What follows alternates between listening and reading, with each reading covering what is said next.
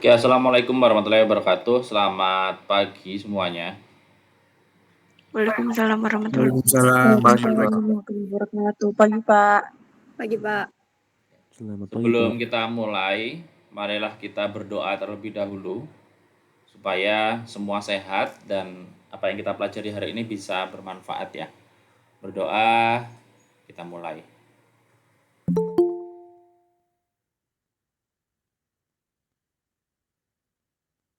Berdoa selesai. Oke, jadi ini adalah pertemuan terakhir ya untuk sifat kimia pangan dan hasil perkebunan. Mohon untuk tidak ribut di chat ya. Nanti presensi akan saya berikan lewat Google Form. Jadi nggak usah ribut di kolom chat presensi ya.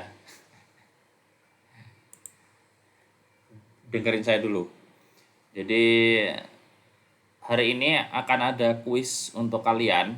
Nanti setelah selesai kuliah kalian bisa mengerjakan. Ada di Inspire Classroom ya materinya. Sebentar, saya akan coba share screen.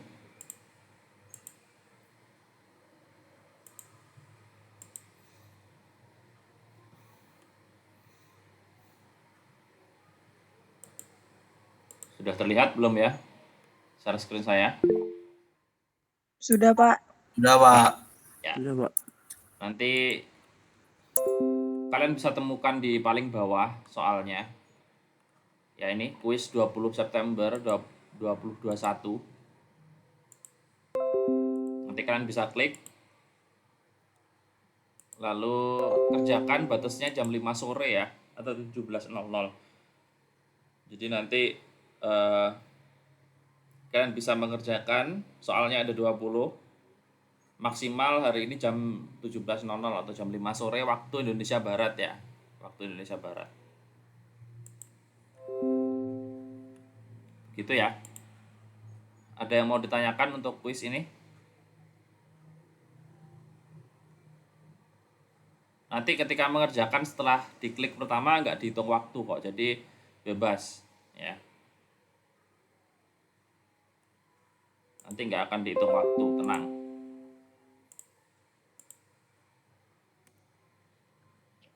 Itu percobaan yang diperolehkan 5 itu maksudnya bagaimana, Pak? Ya nanti silahkan kalau misalkan kalian sekali mengerjakan kemudian ragu ya, nanti bisa diulang lagi pengerjaannya sampai 5 kali. Tuh. Makasih loh, Pak. Makasih Pak. Pak. Makasih Pak. Presensinya pakai Google Form ya, jangan menuin kolom chat, tolong.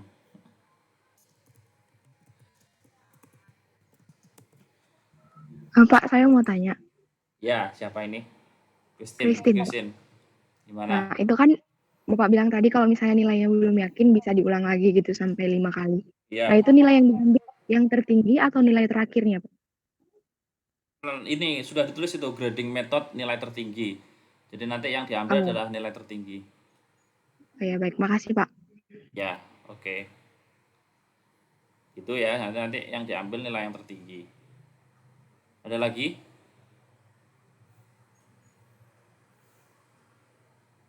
Maaf Pak.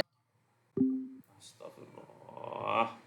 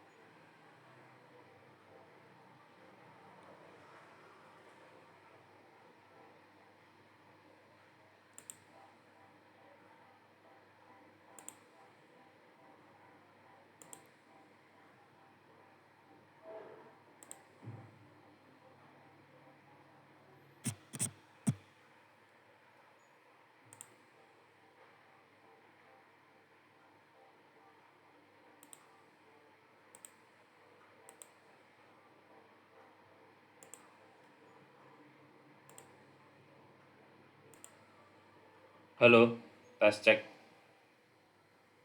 Karena saya Iya. mendengar. Kedengaran, Pak. Terdengar, Pak. Dengar Pak. Ya, sorry tadi ada gangguan ya. Jadi tiba-tiba putus. Oke, tadi sampai di kuis ya. Ada yang mau tanya tadi? Siapa ya? Tanya, silakan. Tadi udah dijelasin sama Balkis, Pak. Oh ya, oke, terima kasih. Oke, nah untuk tugas live Instagramnya sudah 3 kelompok ya. Ini nanti hari besok ya. Besok itu ada satu kelompok, ya kelompoknya STIB ya kalau nggak salah. Florence, Sarah Iya, Pak. Ayuni, bener ya?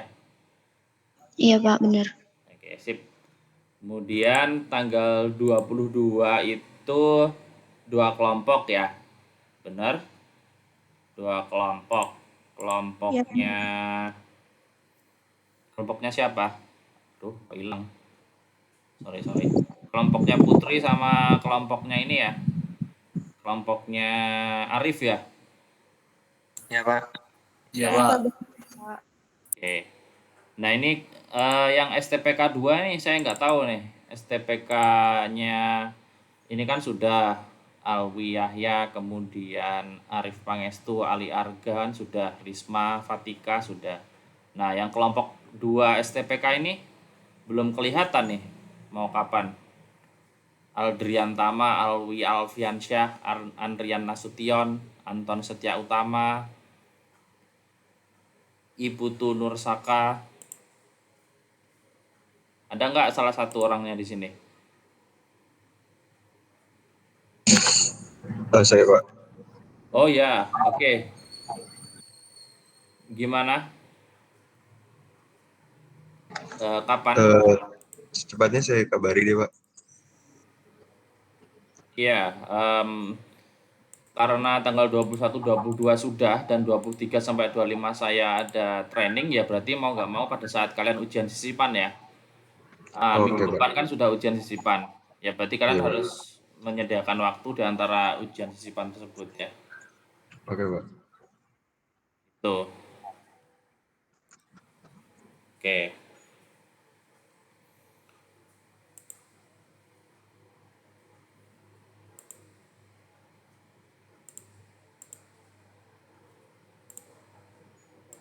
Ada yang ingin ditanyakan? Oke, ini materi terakhir dari saya, yakni tentang air ya. Ini juga sudah pernah saya kasihkan saat kuliah biokimia ya.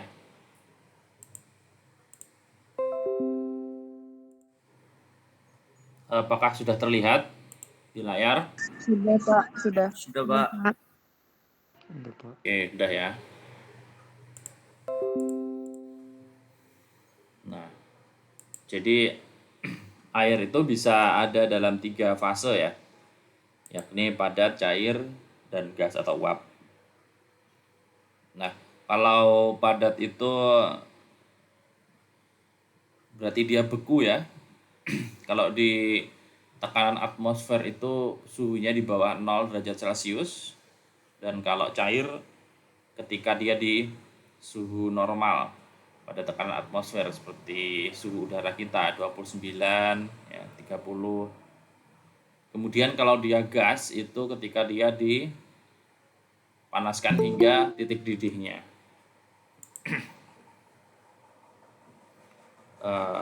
Nah, air itu bisa mempengaruhi rasa, tekstur, hingga umur simpan.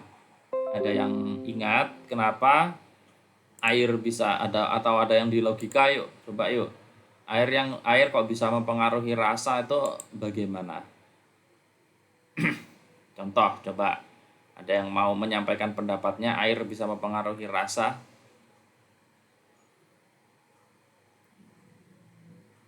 Bebas, kita bebas berpendapat ya.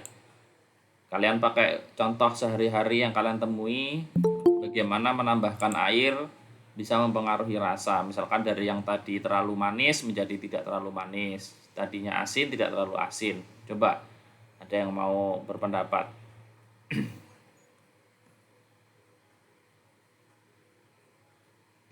Karena homogen bukan Pak. Ya, Fikri gimana? Karena homogen, bisa dijelaskan maksudnya gimana? Jadi maksudnya air itu bisa terlarut dalam larutan begitu Pak. Air bisa terlarut dalam suatu larutan. Air itu sebagai terlarut atau pelarut kira-kira, Fikri? Sebagai pelarut atau zat Pelarut. terlarut? Pelarut ya. Pelarut Pak. Oke, jadi air bisa melarutkan zat-zat. Oke, hubungannya sama rasa tadi gimana, Fikri? Misal, coba kamu buat contoh, misal pemisalan.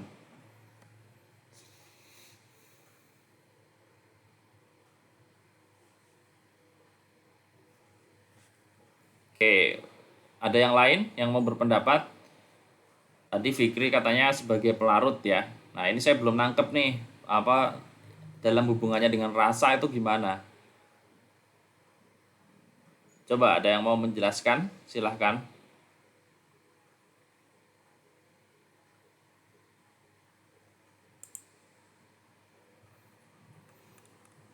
Yang mempengaruhi rasa ya, Pak? Ya, Putri, gimana? Bagaimana? Mm-mm. Misalnya dalam larutan gula nih, Pak. Misalnya Boleh. airnya terlalu banyak,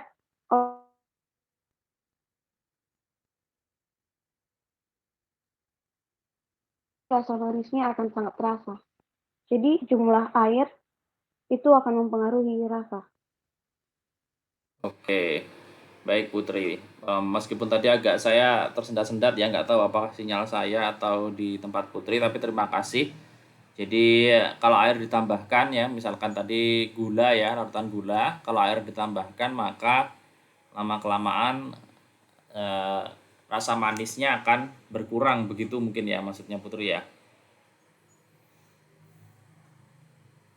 Karena ya, terima kasih Putri.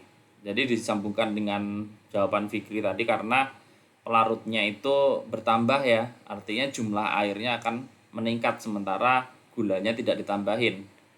Begitu pula sebaliknya, kalau misalkan airnya tetap, pelarutnya tetap, tapi zat terlarutnya ditambahin, misalkan gulanya tadi ditambahkan dari yang awalnya 5 gram misalkan, jadi 10 gram gitu misalkan. Maka otomatis nanti akan meningkat ya rasa kemanisannya. Lalu yang kedua mempengaruhi tekstur. Nah, ini tekstur ini yang berkaitan dengan air. Kalau misalkan ada airnya, maka akan cenderung empuk atau kenyal ya. Contoh misalkan jelly ya. Jelly itu kan dia teksturnya gel memerangkap air di dalamnya ya, sehingga dia kenyal. Kalau misalkan yang kadar airnya kecil, rendah, misalkan katakanlah kerupuk ya, itu akan menimbulkan tekstur yang renyah, keripik gitu ya. Nah, kemudian umur simpan. Umur simpan ini kalau misalkan kadar airnya tinggi, sebenarnya bukan kadar air sih, yang lebih mempengaruhi adalah aktivitas airnya. Aktivitas airnya atau AW-nya itu tinggi, maka umur simpannya akan cenderung lebih rendah, maka harus harus diberi perlakuan tambahan agar bisa meningkat. Nah, kemudian maka keberadaannya perlu dikendalikan ya, supaya kualitas maupun keamanannya bisa dipantau. Kemudian bahan pangan segar itu memiliki kandungan air yang sangat tinggi ya. Contoh buah-buahan, sayur-sayuran itu kan bahan pangan segar, ya kandungan airnya tinggi. Kemudian dapat berperan sebagai pelarut universal. Kemudian reaksi kimia, hidrolisis maupun reaksi enzimatis pasti membutuhkan air. Kemudian sebagai media pertumbuhan mikroba. Ya, jadi mikroba itu juga butuh air untuk hidup. Kemudian sebagai media transfer panas. Contohnya ketika kita melakukan proses pengukusan atau perebusan ya, itu kan menggunakan air sebagai media transfer panasnya. Nah, yang tadi sebagai pelarut tadi ya, maka dia bisa berfungsi sebagai medium pendispersi atau pelarut ya. Tapi dia juga bisa sebagai fase terdispersi atau zat terlarut. Contoh nih, kelompok siapa kemarin yang bahas tentang margarin? Kelompok siapa kemarin margarin? Bayu, Pak. Bayu. Oke. Itu air sebagai fase terdispersi, artinya yang zat terlarutnya. Jadi sebagian besarnya itu adalah minyak atau oil. Nah, kemudian air masuk ke dalamnya ya sebagai zat terlarut. Gitu. Nah, ini tadi ya yang dibahas Putri dan Fikri, air sebagai pelarut. Jadi garam larut dalam air, mekanismenya melalui ikatan ion ya. Ion Na+, nanti akan ketemu dengan ion oksigen dari H2O atau air. Ion Cl- ya akan berinteraksi dengan ion H+ dari H2O atau air. Kemudian kalau glukosa larut dalam air itu dengan ikatan hidrogen ya. Karena glukosa yang kita tahu ya bentuknya seperti segi 6 kayak gini kan. Bentuknya segi 6. Dia mampu berinteraksi dengan H2O melalui ikatan hidrogen yang diputus-putus ini ya. Yang di gambar putus-putus itu. Garisnya H dengan O.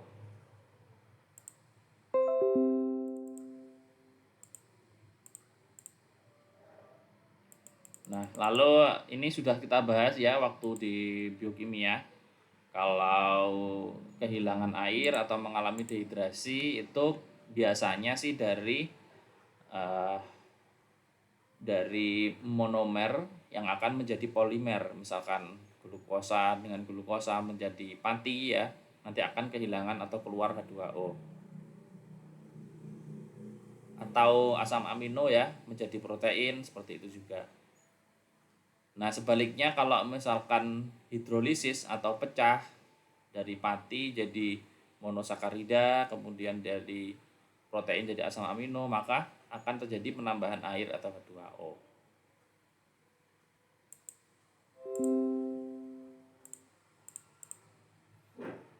Nah, ini sudah tahu semua kan, rumus kimianya adalah H2O ya. Jadi atom H atau hidrogen dan oksigen yang dihubungkan oleh ikatan kovalen yang sangat kuat, sehingga hanya bisa dipecahkan oleh energi yang sangat besar. Atom hidrogen menyumbangkan satu buah elektron untuk digunakan bersama-sama dengan atom oksigen, sehingga keduanya akan stabil.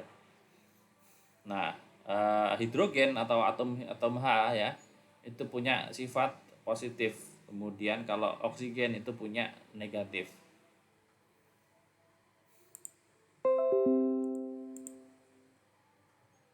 Nah, ikatan antar molekulnya itu jadi dari satu molekul air H2O dengan molekul yang lain H2O juga, itu dapat terjadi di sisi positif hidrogen maupun sisi negatif oksigen. Jadi sisi positif nanti akan berikatan dengan satu sisi negatif dari molekul air yang lain, sedangkan sisi negatif dapat mengikat dua sisi hidrogen dari molekul air lainnya. Ya. Sehingga bentuknya akan seperti ini, akan menjadi tetrahedral seperti ini. Karena si atom hidrogen dari yang di tengah ini ya, dari molekul air yang di tengah bisa berinteraksi dengan ikatan hidrogen ya dengan atom oksigen dari molekul air yang di atas. Kemudian atom oksigen dari molekul air yang di tengah ini bisa berinteraksi dengan dua dari molekul air ya. Kemudian atom hidrogen yang di tengah juga bisa nih berinteraksi dengan atom oksigen di molekul air yang lain sehingga membentuk tetrahedral seperti ini. Atau apa ya disebutnya limas ya, tetrahedral itu limas segi 5. Kemudian kalau ikatan molekul air dengan molekul polar lain seperti ini ya, contohnya air dengan amonia ya, itu berikatan hidrogen antara atom H pada air dengan atom N pada amonia NH2. Ingat ya, ikatan hidrogen itu bisa terjadi antara atom hidrogen dengan atom fluor F ya, dengan oksigen O, dan juga dengan nitrogen N, FON ya.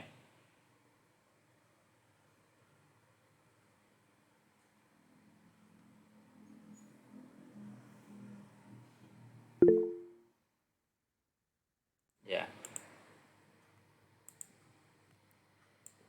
Kemudian ikatan ion juga bisa terbentuk nih selain ikatan hidrogen. Contohnya pada garam tadi ya, yaitu antara anion dengan kation, anion yang bermuatan negatif, kation yang bermuatan positif.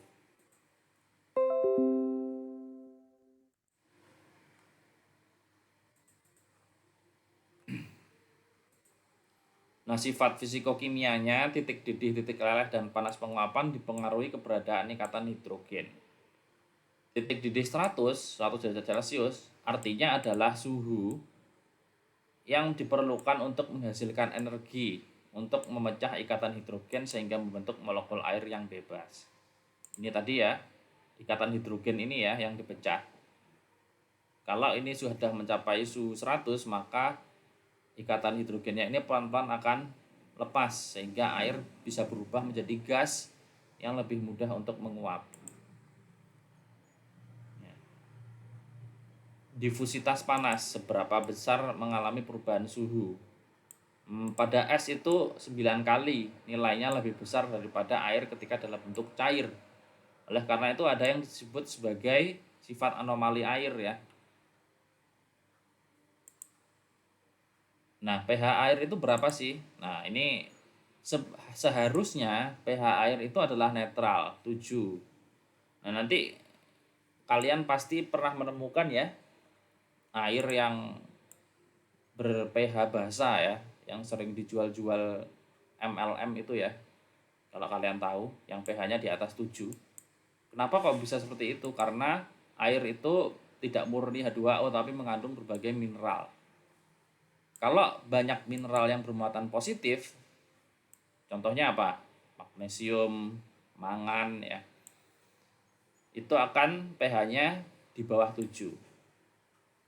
Sedangkan kalau banyak mineral yang bermuatan negatif, contohnya klorin atau Cl- ya, itu pH-nya akan cenderung di atas 7. Nah, berarti kalau misalkan kalian menemukan ada air yang dijual mengandung pH-nya di atas 7, maka bisa dipastikan bahwa dia mengandung juga mineral yang bermuatan negatif ini.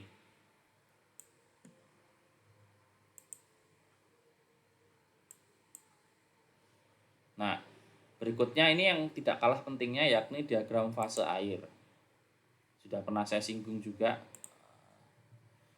Ini sumbu Y adalah pressure atau tekanan ya. Kemudian sumbu X adalah temperatur atau suhu yang dalam satuannya derajat Celcius. Nah, kalau di sumbu X itu ada freezing point atau FP atau titik beku, dan juga ada boiling point atau titik didih. Ya. Kemudian kita lihat hubungannya nih sama titik didih, titik beku dengan tekanan. Kalau tekanan udara normal kita kan 1 atmosfer ya. Nah, itu ketika di suhu 0 derajat, maka akan terjadi perubahan nih dari air dalam bentuk liquid atau cair menjadi solid atau padat. Ya. Atau yang kita sebut sebagai proses membeku ya, atau freezing. Nah, kalau dia di suhu 100, maka yang terjadi adalah mendidih. Sehingga ini disebut sebagai boiling point atau titik didih, yakni perubahan dari liquid atau cair menjadi gas. Nah, gimana kondisinya kalau tekanannya kita turunkan ya, atau kita naikkan deh. Kalau kita naikkan dulu, maka yang terpengaruh adalah titik didih, di mana titik didihnya akan bergeser ke kanan nih. Berarti butuh suhu yang lebih tinggi ketika tekanannya ditingkatkan untuk mengubah fase air dari cair ke gas ya. Kalau tekanannya diturunkan, maka otomatis titik didihnya juga akan turun. Nah, kalau sampai dia turun sekali ya, sampai mencapai titik triple point ini, yakni pada 0,0098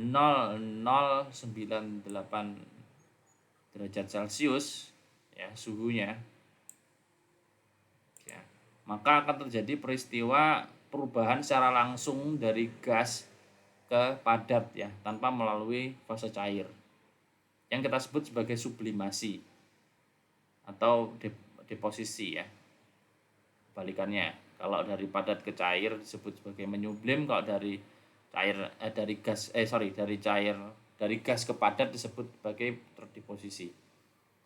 Nah, ini tekanannya harus sangat-sangat rendah ya. Tekanannya harus sangat-sangat rendah ya. Sehingga dia bisa merubah langsung dari gas ke padat atau dari padat ke gas. Nah, sehingga itu nanti akan berpengaruh terhadap kesegaran, stabilitas, dan keawetan pangan. Nah, contoh produk-produknya yang ini adalah sayuran beku yang ada di pop mie itu ya. Itu dia melalui proses ini, pengeringan beku namanya. Memanfaatkan titik triple point dari air. Jadi airnya akan dari beku, dari padat langsung ke gas, tidak melalui fase cair. Akibatnya nanti kalau menggunakan air panas saja, sayurnya di pop mie itu sudah bisa sudah bisa seger lagi ya. Nah, kemudian air tadi ya sudah tahu sebagai pelarut universal, oke. Sebagai reaksi kimia, oke. Dan mempengaruhi aktivitas enzim. Jadi enzim ini juga ada masanya. Ketika dia tidak ada air, maka dia tidak akan bisa beraktivitas atau tidak bisa memecah ya. Yang kelima adalah sebagai faktor penting untuk pertumbuhan mikroba. Nanti kita akan bahas soal ini, termasuk dengan risiko keamanan pangannya.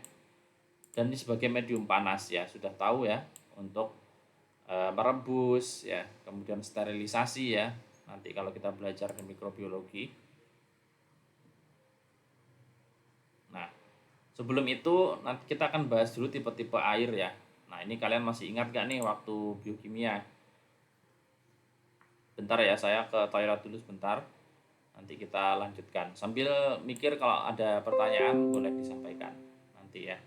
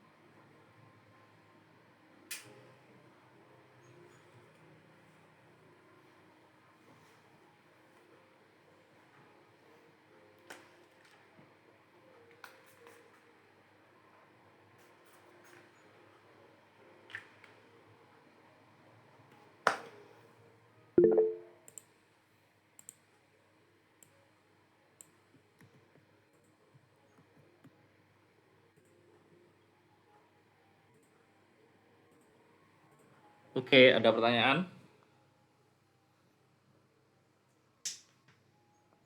Ada yang masih Tadi ingat? Ya, gimana? saya izin Ya, bertanya. gimana? Tadi eh, dari gas ke padat itu namanya apa ya, Pak? Menyublim, sublim, menyublim, Baik, sublimasi. terima kasih. Kan Iya, apa? Pak. Kapur barus itu ya contohnya. Oke, untuk air dalam bahan pangan, jadi ada beberapa tipe ya, ada 4 tipe. Yang pertama adalah air terikat yang sebenarnya. Nah, ini maksudnya ialah molekul air ya, sampai tingkat molekul ya. Jadi kecil sekali, itu terikat dengan ikatan hidrogen. Molekul air membentuk hidrat dengan molekul lain yang mengandung atom oksigen maupun nitrogen. Contohnya karbohidrat, protein, dan garam. Jadi gula yang sudah larut di air, protein ya, kemudian garam yang larut di air, itu mungkin bisa membentuk air tipe 1 ini. Nah, air tipe 1 ini nggak bisa membeku ya, dan sebagian dapat dihilangkan dengan pengeringan. Kemudian air tipe 2 yaitu molekul air yang membentuk ikatan hidrogen dengan molekul air lain. Jadi kalau tipe 1 adalah air dengan molekul yang lain selain air.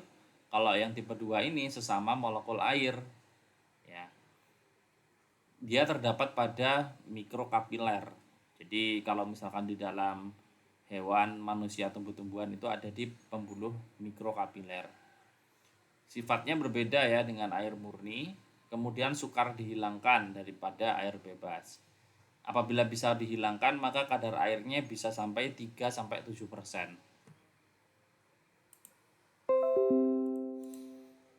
Nah, kemudian adalah tipe 3 ya. Tipe 3 ini secara fisik dia terikat pada jaringan matriks membran. Jadi dia lebih tinggi lagi nih, sudah nggak terlalu mikro atau kecil. Jadi hanya masuk di dalam jaringan. Ya. Sifatnya seperti air bebas. Contohnya ya ini seperti kalau kalian tadi ya, jelly tadi ya. Jadi hanya terperangkap di dalam struktur gelnya. Kemudian buah-buahan, sayur-sayuran itu kalau kita keringkan maka sebagian besar itu air yang hilang adalah air yang tipe 3 ini. Kemudian mudah diuapkan ya dan dimanfaatkan bagi pertumbuhan mikroba dan reaksi kimia. Nah, kalau dihilangkan maka kadar airnya mencapai 12-25% dengan aktivitas air atau AW 0,8. Kemudian yang terakhir tipe 4 adalah air yang tidak terikat dalam jaringan satu bahan. Bersifat sebagai air murni dengan nilai keaktifan yang penuh. Ya, ini contohnya adalah air murni ya. Kemudian air gula itu sebagian besar sebenarnya sudah masuk sebagai tipe 4 ini ya.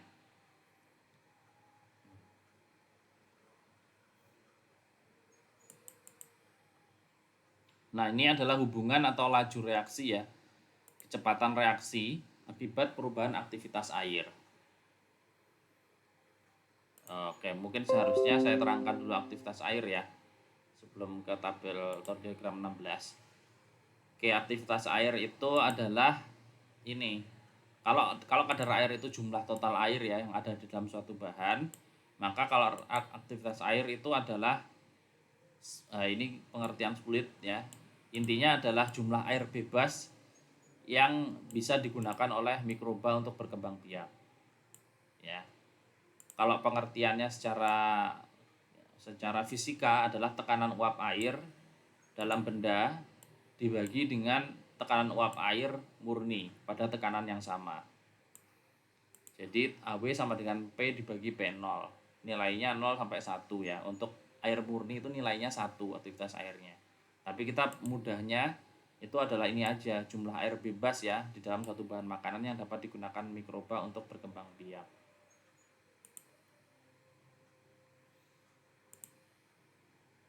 Nah, balik lagi ke sini, contohnya ini ya, aktivitas air kan maksimal nilainya 1 di sumbu X.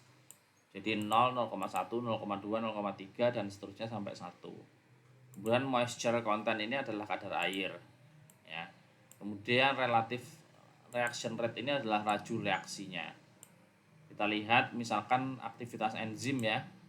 Aktivitas enzim di sini itu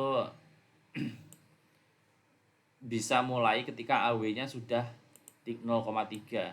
Jika AW atau air bebasnya itu di bawah 0,3, maka tidak akan terjadi aktivitas enzim. Dia akan semakin meningkat seiring dengan bertambahnya AW. Ya. Meskipun kadar airnya rendah nih di sini, tapi kalau AW-nya sudah masuk 0,4 misalkan, berarti enzim masih bisa bereaksi. Kemudian ada pertumbuhan mikroba seperti kapang atau jamur atau mold ya, yeast atau kamir, kemudian ada bakteri. Itu biasanya dia dimulai ketika AW-nya adalah 0,7, 0,75 dan 0,8. Meskipun kadar airnya rendah ya, tapi kalau AW-nya sudah 0,7, 0,75, 0,8, mikroba bisa mulai tumbuh. Nah, zona-zona ini apa sih? Zona-zona ini menunjukkan zona aktivitas air ya. Kalau AW-nya zona rendah maka ada di zona 1. Kalau AW-nya sedang maka dia ada di zona 2. Kalau AW-nya tinggi maka dia ada di zona 3. Kita lihat lagi yang lainnya. Ini ada oksidasi lemak ya. Oksidasi lemak itu ketika AW-nya rendah dia justru malah sangat tinggi. Kemudian ketika dia masuk ke AW yang sedang maka dia akan turun. Nah, kemudian kalau oksidasi lemak, kalau dia AW-nya sudah mulai naik lagi 0,6, 0,7, 0,8, maka tinggi lagi nih oksidasi lemak lajunya atau kecepatannya. Ya. Begitu. Saya rasa ini diagram yang penting ya. Ada pertanyaan nggak di diagram ini? Atau belum paham?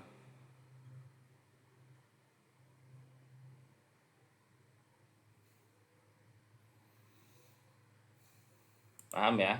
Oke.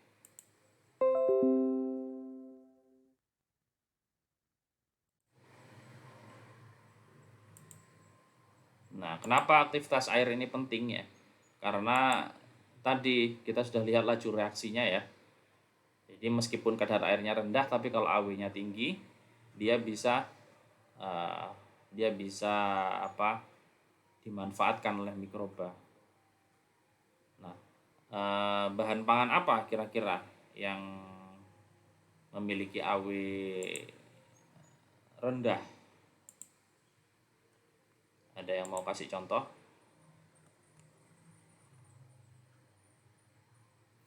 Nah, ini ya. Kita lihat di sini. Misalkan nih AW yang rendah di bawah 0,85 ya. Itu ada pangan kering dan asam. Itu kalau pH-nya juga rendah, maka dia resikonya sebenarnya rendah ya. Dia aman, relatif aman. Kemudian kalau kalian tahu dodol ya, dodol itu sebenarnya dia kadar airnya lumayan tinggi karena dia rasanya kenyal seperti itu ya. Tapi AW-nya atau aktivitas airnya dia rendah karena ada gula. Sehingga sebagian besar air akan terikat di gula ya. Jadi air terikat tipe 1 tadi. Ya, jadi dia AW-nya rendah.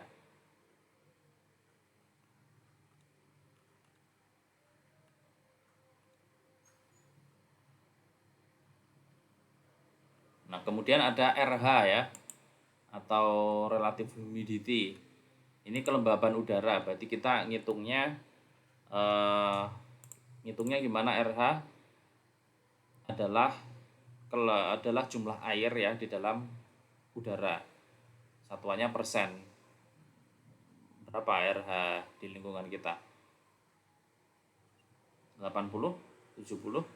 Nah, itu berarti adalah kandungan airnya di dalam udara.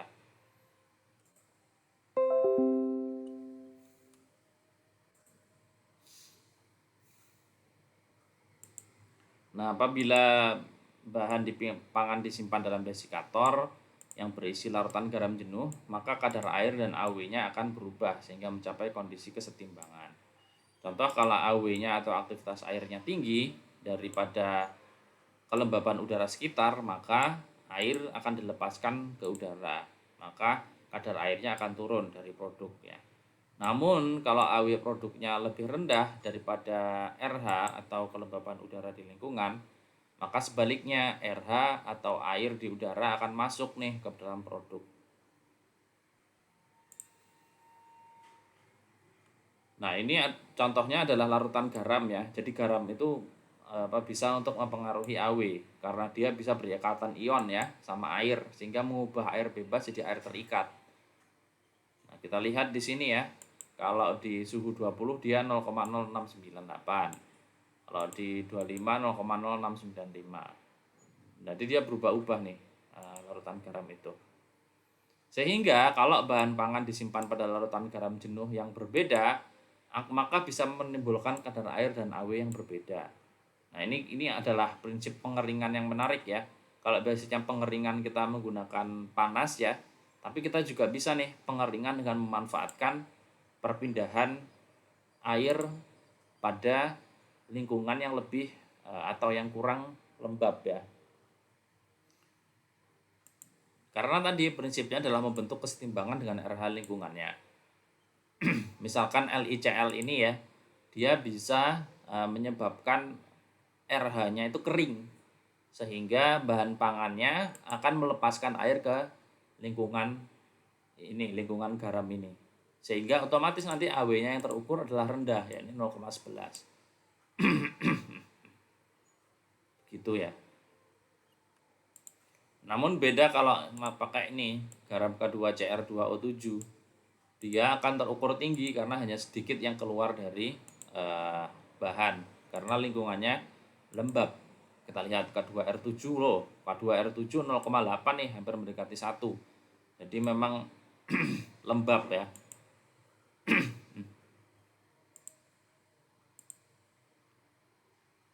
Nah, maka bisa digunakan untuk prinsip penguatan pangan nih, untuk mengendalikan aktivitas air. Jadi diturunkan nilai AW-nya hingga berada di luar kisaran penyebab kerusakan. Misal dengan cara pengeringan, evaporasi, penambahan gula, penambahan bahan tambahan pangan yang bersifat higroskopis misalnya. Nah, contoh produknya misalkan dodol tadi ya, dia punya kadar air yang tinggi tapi AW-nya rendah karena ada gula. Permen juga seperti itu, karena ada penambahan gula. Ikan asin karena penambahan garam. Dan juga tentunya pengeringannya. Jadi beda-beda. Nah, ini juga menarik, ini salah satunya ialah pernah dilakukan penelitian untuk nanti coba dicari ya, ada nggak yang untuk cabai ya, cabai yang dikeringkan tetapi tidak menggunakan oven, tetapi memanfaatkan ini lingkungan yang kering ini tadi, lingkungan yang diatur RH-nya rendah, sehingga air di dalam cabai akan keluar. Nah, ini efeknya apa? Efeknya baik karena tidak menggunakan panas, maka tidak akan mengubah zat-zat yang ada di dalamnya, tidak ada yang teroksidasi ya atau hilang. Nah, ini silahkan nih kalau ada yang dapat inspirasi ya, nanti mau skripsinya seperti ini, pengeringan tanpa menggunakan panas. Kita memanfaatkan garam-garam jenuh seperti ini. Bisa juga nih dicoba dengan bahan apa misalkan yang mengandung tinggi bahan-bahan yang rentan terhadap panas misalnya. Nanti seberapa mampu untuk mencapai kesetimbangan. Nah, syaratnya memang akan berhenti ketika mencapai kesetimbangan dengan RH lingkungan. Jadi harus diperhatikan betul kesetimbangan ini. Nanti kalau misalkan kesetimbangan sudah tercapai tetapi bahan di dalamnya belum kering kan juga percuma. Ya. Seperti itu. Adakah yang mau ditanyakan?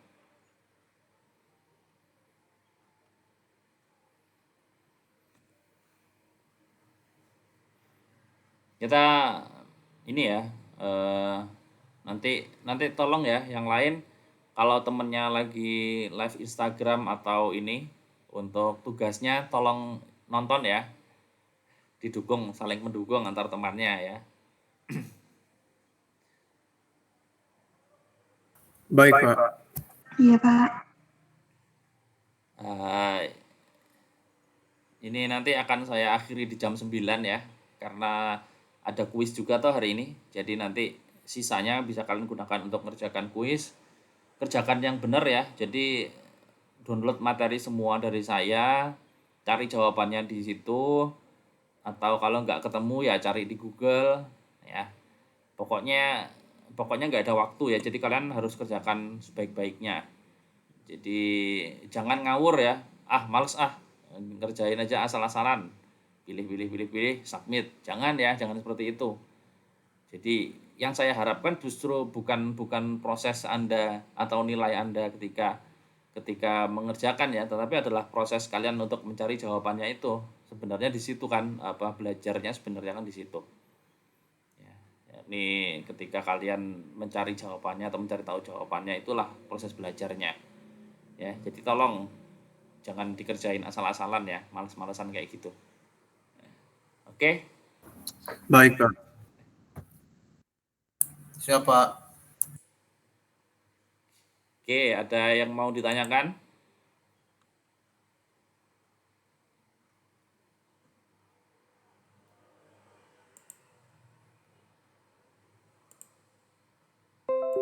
Kalau nggak ada, saya akhiri. Pak, saya mau nanya, Pak.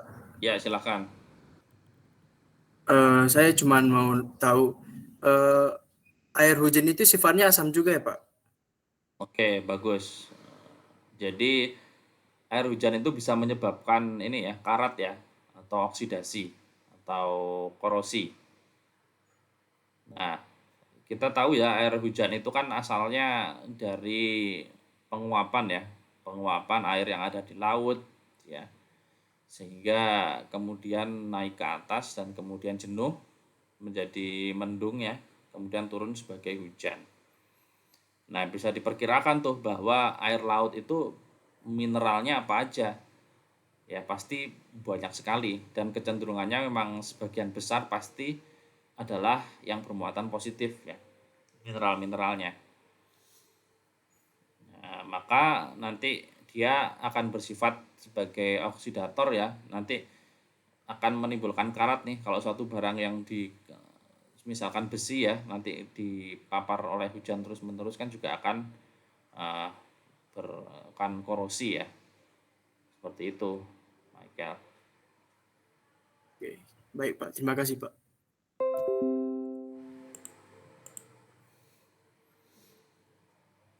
Oke, saya akan coba buka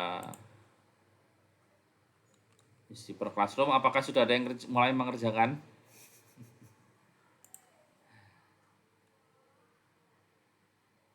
Belum ada.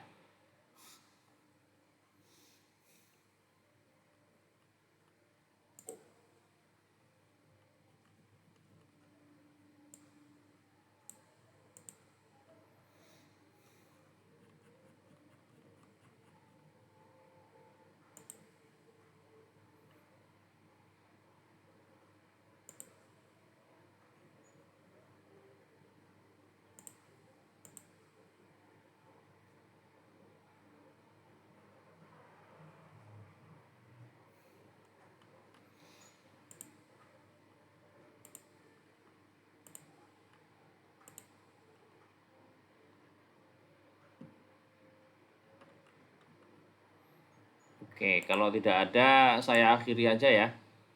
Nanti silakan dipersiapkan dengan baik untuk yang akan IG live. Ini nggak ada yang nanya ujiannya gimana nanti. Ya udahlah, nanti surprise berarti. Ya wes, dikerjakan dengan baik ya kuisnya. Kalau ada masalah dalam pengerjaan silakan hubungi saya. Nanti jam 5 sore terakhirnya ya. Nanti setelah jam 5 sore maka yang masuk jadi nggak akan bisa masuk ya. Kalau Anda minta WA ke saya juga nggak akan saya kasih untuk dibuka kembali. Jadi perhatikan waktunya baik-baik. Oke, terima kasih. Sampai